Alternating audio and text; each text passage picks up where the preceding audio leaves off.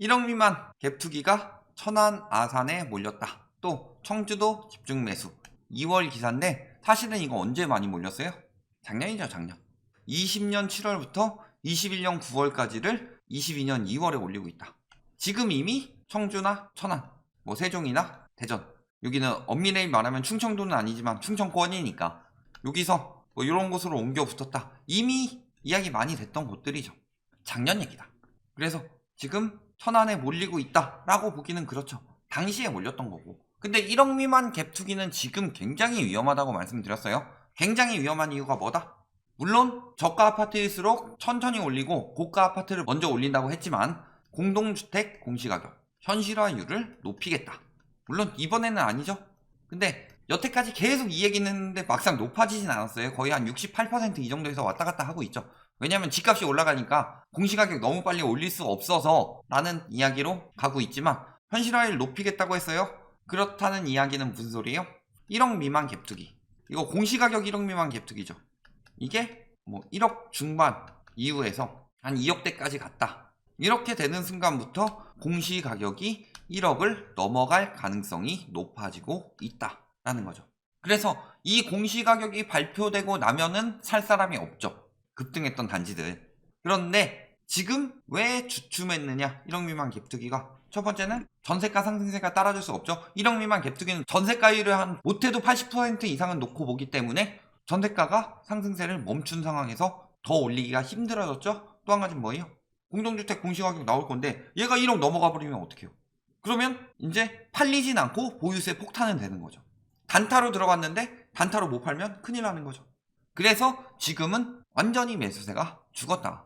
그런데 이거 작년 9월까지 이야기를 가지고 지금 와서 매수 중이다. 얼른 와서 사세요. 이렇게 이야기하고 있는 상황이죠. 전세가가 1억 7,500인데 매매 가격이 세입자가 후덜덜이다. 1억 6,800에 거래가 되었다. 왜? 지금 손절하지 않으면 공시가격이 1억 넘어가는 순간 망하죠. 지금보다 그렇다고 더 올리거나 공시가격이 한 9,800만 원 정도 책정이 됐어요. 누가 사겠어요? 내년에 100% 넘어갈 텐데. 집값이 떨어져도 현실화율 때문에 넘어갈 수밖에 없죠. 그러니까 빨리 손절하는 사람들이 나타난 거다. 근데 1억 미만 갭투기 천안 청주에 몰려요. 1억 미만 갭투기를 사야 되겠구나 하는 초보들이나 이런 거에 낚여서 요 가격 주고 금매다 저렴하다 보니까 10월에 1억 9천이었는데 1억 9천까지 오르겠구나 2,200만 원 먹어야지 이런 생각으로 들어간 거죠. 매매 가격 지수는 3주째 하락세를 나타내고 있고 동남구는 아직 하락은 아니지만 계속 내려가고 있죠. 서북구는 하락세를 똑같이 3주째 이어가고 있습니다. 그리고 매매 가격 지수는 현황 반영이 늦기 때문에 이렇게 되고 있는 순간에는 이미 하락 거래가 나오고 있을 가능성이 매우 높다는 거죠. 전세 가격은 이제 슬슬 다시 끌어올리고는 있는데 전세가를 어떻게든 버텨보려고 하는 거예요. 안 팔리니까. 이미 깡통 전세 나오기 시작했기 때문에 한계가 있더라. 저거 1억 6,800 거래된 단지는 이제 뭐 1억 7천 이상의 전세가 나오기 힘들어지죠. 전세가율 확 올라간 이유는 요거는 통계상 문제라고 그랬죠. 그래서 전반적으로 보면 조금 떨어지다가 매매가가 멈추면서 슬슬 올라가고 있는 상황이다. 수급 동향은 97까지 떨어졌습니다. 수도권 같은 경우는 이미 100 이하로 떨어진 지 한참 됐고 충남까지 번졌다. 외지인 매매 거래량, 법인 매매 거래량 이런 거 보면은 아직도 사들이고 있는 법인들이 많이 있죠. 1억 미만 갭투기로. 그리고 팔고 있는 거는 이제 보유세나 양도세 부담이 큰 것들이죠. 그런 식으로 진행을 하면서 거래량을 쭉쭉 늘려가다가 이제 쭉쭉 떨어지고 있는 중이다. 외지인 매매 거래량 역시도. 왜냐면 요때까지 피크로 들어가고 이제는 빠지고 있는 중이라는 거죠. 피크로 들어갔다는 요것 역시도 요때 사고 요때 사고 요때 산 사람들 팔아치우고 빠지고 있는 거고 단타로 들어가는 수밖에 없잖아요. 이제 실제 매매 거래량은 계속 줄어들고 있죠. 코로나 사태 초창기 이때가 거래량 완전 저조했었는데 이때 1000건 밑에 잠깐 떨어졌다가 그래도 1000건은 넘었었는데 지금 3달째 1000건 밑으로 내려갔고 이번 달 역시도 1000건도 안 나올 가능성이 높죠. 그리고 동남구 하락 비중 86%, 서북구보다 오히려 더 높죠. 구별로도 두 개보다 지금 거래는 완전 저조해졌다. 동남구 아파트 거래 현황 보면 어때요? 이런 것들은 1억 미만 갭투기더라도 공시가격이 1억은 넘어가지 않을 것 같죠. 그러니까 마구 들어가고 있지만 여기서 요만큼 올렸을 때 이미 여기서 한계를 맞이한 거죠. 그러니까 더 오르진 못하고 있죠. 그리고 마지막 거래 정도의 호가가 나오고 있고, 역시 진짜 1억 미만 이런 데만 들어가고 있죠. 그래서 요만큼 올려놨는데 여기가 한계죠. 요만큼 올려놨는데 여기가 한계더라. 더 올라가기가 힘든 상황이죠. 전세 가격 역시 꽤 비슷하게 끌어올렸을 거예요. 그래서 여기까지 전세 가격, 이 1억 미만 갭투기는 오로지 전세 가격으로 올리고 있는 상황이죠. 그런데 금리가 올라가고 있죠. 1억 미만 갭투기는 상대적으로 영향이 적긴 하죠. 왜냐면 전세금을 대부분 대출로 해결할 가능성은 적으니까. 왜냐면은 한 5억, 6억 뭐 이런 전세가 같은 경우는 누가 그렇게 모아요. 그러니까 전세자금 대출 잔뜩 받아서 들어왔는데 금리가 높아지니까 이동하고 있는 거죠. 월세로. 그런데 1억 미만 갭투기 아파트들의 전세 같은 경우는 자기 자본으로 많이 들어가기 때문에 다른 데 전세가 떨어지는 것보다 이런 데는 좀 늦죠. 지금도 막 올라가고 있는 느낌이고. 그런데 여기 전세는 어떤 추세를 받느냐? 다른 데가 전세가 떨어지기 시작하는데 여기는 계속 더 달라고 하면 여기 살겠어요? 그럴 바에는 전세자금 대출 좀 받아서 더 좋은 데 가지. 그러니까 한계를 맞이했을 거고 전세 가격 역시도 상승세가 이제 더 이상 지속되긴 힘들다. 그리고 실질적으로 보면은 요거는 오히려 이때가 더 높았죠. 그리고 여기 팔아가지고 쭉 자금 빼서 이들이 좋아하는 똘똘한 한 채 살려고 열심히 팔았을 텐데 지금은 어때요? 가격 올려놓고 이제 팔아야 되는데 이러고 있죠. 서북구 어때요? 거래량 장난 아니죠. 1억 중반을 넘어서니까 문제가 생길 가능성이 높아지고 있죠. 그러면서 이렇게 최종 거래가 1억 7천인데 1억 4,700에 내려서 내놓고 있고 1억 5,600에 최종 거래됐는데 1억 4,300에 내놓고 있고 1억 5천에 최종 거래돼서 1억 5천. 여기는 아직 호가 완전히 낮추진 않았지만 조금 떨어진 상황이죠. 전세 가격 역시 끌어올리지만 슬슬 갭이 벌어지고, 그래서 아직은 한 3천 정도면 들어갈 수 있긴 한데 이 전세 가격에 문제가 생기면 매매 가격 역시 같이 하락할 수밖에 없는 상황이 되어가고 있다. 이제 불당 너무 거품 많이 꼈었죠. 9억 4,800 여기까지 찍었다가 지금 8억 8,700에 거래가 됐죠. 그리고 호가를 낮추고 있습니다. 떨어지는 추세로 가고 있죠.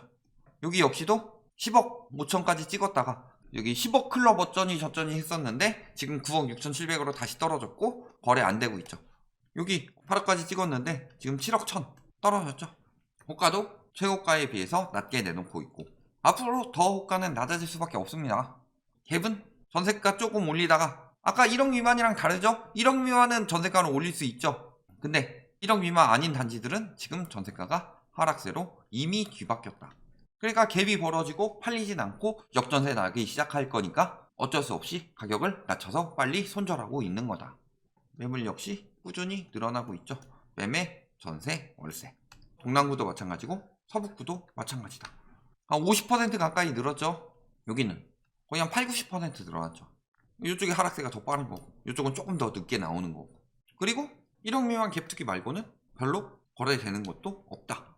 여기 보면은 500건, 200건, 200건 작년에만 300건, 300건, 200건 이렇게 나왔는데 작년 거래량 거의 없다시피 하죠. 그러니까 이제 고가는 완전히 물린 거고 1억 미만은 물리고 있는 중이고 입주는 어때요? 계속 늘어나고 있습니다. 공급 과잉이죠. 지금 이미 떨어지기 시작했는데 공급 과잉까지 들어갔다. 지금도 천안 오른다고 하는 사람들이 있어요. 입주가 계속 늘어나는데 청주나 천안 같은 데 무슨 호재가 있느니 하면서 올려놨었죠. 그럼 지금은 이제 슬슬 공급 과잉기로 접어드는데 그러면 이제 떨어진다고 이야기를 해야 되는 거 아니냐. 분양도 적진 않죠. 지금 뭐 한 거 보면 뭐 1,000세대 넘어가는 것들이 분양이 되고 있죠. 단기적으로도 장기적으로도 공급은 계속 늘어나고 있고 금리는 계속 올라가고 있고 전세가는 고가 아파트부터 하락세로 바뀌어가고 있고 1억 미만도 전세가 상승세는 슬슬 멈춰가고 있고 오를 만큼 올라서 갭투기 많이 들어간 1억 미만 같은 경우도 매매 가격이 고압세로 변했고 그 다음에 고가는 이미 하락세로 바뀌었고 그리고 앞으로 빈집도 많이 나올 겁니다. 청약도 찬바람, 그래서 경쟁률 반토막 이런 이야기를 하죠. 미분양이 늘어야 진정한 하락세이다. 반대로 알고 있는 건데 참여정부 때는 분양가가 워낙 비싸니까 신축 아파트 포기하고 구축 매매 들어갔는데 지금은 분양 뭐라고 그래요? 아무리 비싸게 나와도 로또니 이야기하고 있죠. 로또는 보통 꽝이고 그럼에도 불구하고 미분양이 늘고 있죠.